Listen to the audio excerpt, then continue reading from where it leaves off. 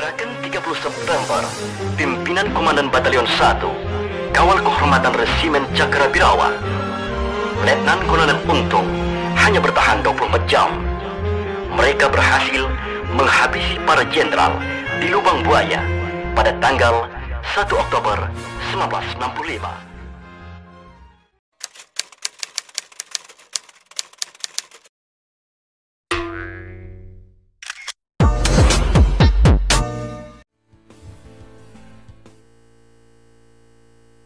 Seorang gadis 17 tahun menjadi sorotan media 2 bulan setelah peristiwa penculikan dan pembunuhan 7 perwira Angkatan Darat pada 30 September 1965.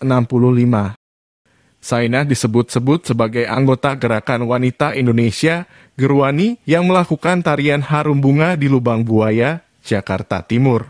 Tarian Bunga Harum itu merupakan tarian perangsang jang kotor, sehingga menimbulkan kelakuan-kelakuan asusila di antara para peserta gerakan Kontrev G30 di Lubang Buaja.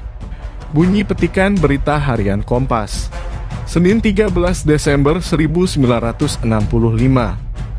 Pers ketika itu mengutip keterangan dari Ketua Tim Pemeriksa dan Interogasi Jawa Barat, Mayor Danami Harja. Menurut Danami Harja, Sainah bergabung di Lubang Buaya atas permintaan Polda Angkatan Udara bernama Yusuf. Sainah disebut dijanjikan honorarium Rp100.000. Ia bersama teman-teman perempuan lainnya ditugaskan menari telanjang bulat setiap hari. Tarian itu dikenal dengan nama Tari Harum Bunga.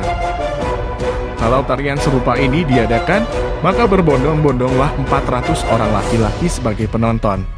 Maka timbullah pergaulan bebas, di mana tiap wanita diharuskan melayani 3-4 orang laki-laki. Tarian Bunga Harum itu semacam puncak propaganda yang disebarkan secara resmi oleh aparat ketika itu. Kabar itu berembus cepat.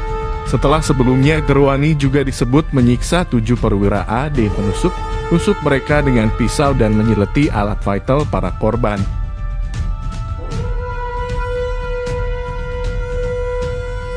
Sejumlah perempuan dari Gerwani, menurut penelitian profesor dan antropolog Universitas Amsterdam Saskia Eleonora Weringa, memang berada di Lubang Buaya menjelang aksi dari kelompok yang menamakan diri Gerakan 30 September.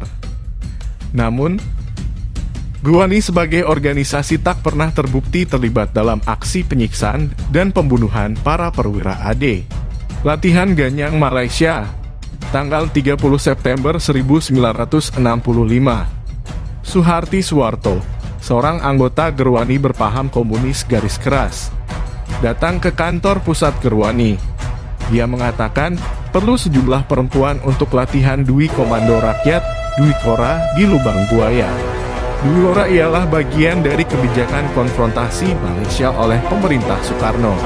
Saat itu Presiden Soekarno menentang niat Federasi Malaya untuk menggabungkan Brunei, Sabah, dan Sarawak karena menganggapnya sebagai boneka Inggris.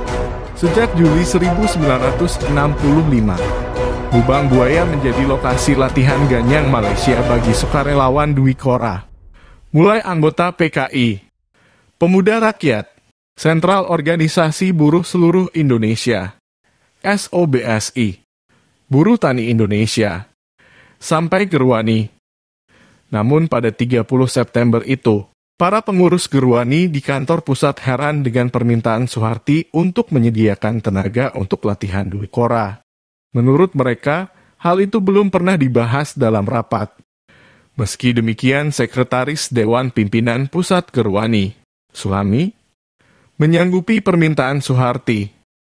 Kata Saskia seperti tertulis dalam buku Penghancuran Gerakan Perempuan Politik Seksual di Indonesia pasca kejatuhan PKI. Sulami pun menjemput 4 anggota Gerwani dan mengirim mereka ke Lubang Buaya.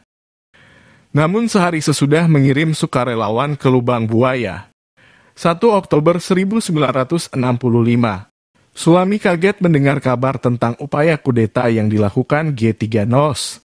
Baca juga meniti lorong waktu Lubang Buaya, pusat petaka 30 September.